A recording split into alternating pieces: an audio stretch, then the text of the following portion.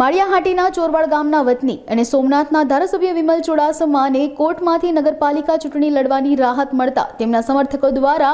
ચોરવાડ ખાતે વિમલ ચુડાસમાનું સ્વાગત કરવામાં આવ્યું હતું। મળતી માહિતી મુજબ 2011માં ધારાસભ્ય વિમલ ચુડાસમા ઉપર ફરિયાદ દાખલ થઈ હતી, જેને લઈને માળિયાહાટીના કોર્ટ દ્વારા વિમલ ચુડાસમાને 6 માસની સજા કરવામાં આવી હતી। ત્યારે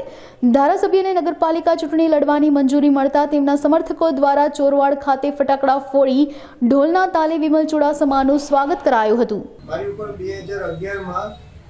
જે હોલિડે કેમ્પ ફરિયાદ ખોટી રીતે ભારતીય જનતા પાર્ટી દ્વારા કરવામાં આવેલી, એ સમયે મને ભાજપમાં લેવા માટે થઈને આ ફરિયાદ કરવામાં આવેલી હતી અને મેં ભાજપમાં જવાની મનાઈ કરેલી અને ખોટી રીતે સરકાર એમની હોવાના કારણે ભારતીય જનતા પાર્ટીના લોકો આગેવાનો દ્વારા અને પક્ષના હોદ્દેદારો દ્વારા મારી ઉપર ખોટી રીતે ચોરવાડ શહેરમાં ફરિયાદ કરવામાં આવેલી હતી અને એ ફરિયાદના આધાર ઉપર માળિયા કોર્ટે મને 6 મહિનાની સજા ચેપ્ટર કેસ ઉપર કરવામાં આવેલી હતી અને એ કેસને અમે સેશન કોર્ટ કેશોદમાં તે અપીલ માટે જયેલા, ત્યાં મને જામીન પણ આપેલા કે ચુકાદો ન આવે ત્યાં સુધી આમાં કંઈ આગળ કાર્યવાહી ન થઈ શકે અને આજે એ કેસ કેશોદ કોર્ટમાં ચાલુ છે અને એમાં 6 મહિનાની જે સજા પડેલી હતી, કાયદો એવું કહે છે, નગરપાલિકાનો અધિનિયમ એવું કહે છે કે કોઈને પણ 6 મહિનાની સજા હોય તો એ નગરપાલિકાની ચૂંટણી ન લડી શકે, તાલુકા પંચાયત ન લડી શકે, જિલ્લા પંચાયત ન લડી શકે, અથવા કે તે નગરપાલિકાનો સભ્ય હોય, નગરપાલિકાનો પ્રમુખ હોય કે તાલુકા પંચાયતનો પ્રમુખ હોય કે જિલ્લા પંચાયતનો પ્રમુખ હોય તો તે હોદ્દાઓ હોય તેમના હોદ્દાઓ પરથી દૂર કરવામાં જ્યાં સુધી સ્ટે ન મળે ત્યાં સુધી। એટલે નગરપાલિકાની ચોરવાડ ચૂંટણી આવી રહી હતી, 20 વર્ષથી હું ત્યાં નગરપાલિકાના 3જા વોર્ડમાં લોકો મને ચૂંટાઈને મોકલે છે